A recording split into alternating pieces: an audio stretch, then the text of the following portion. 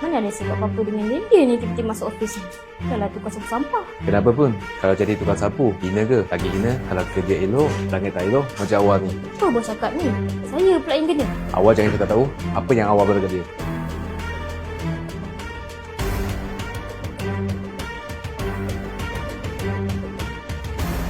Lah, tu saya gurau je dengan dia.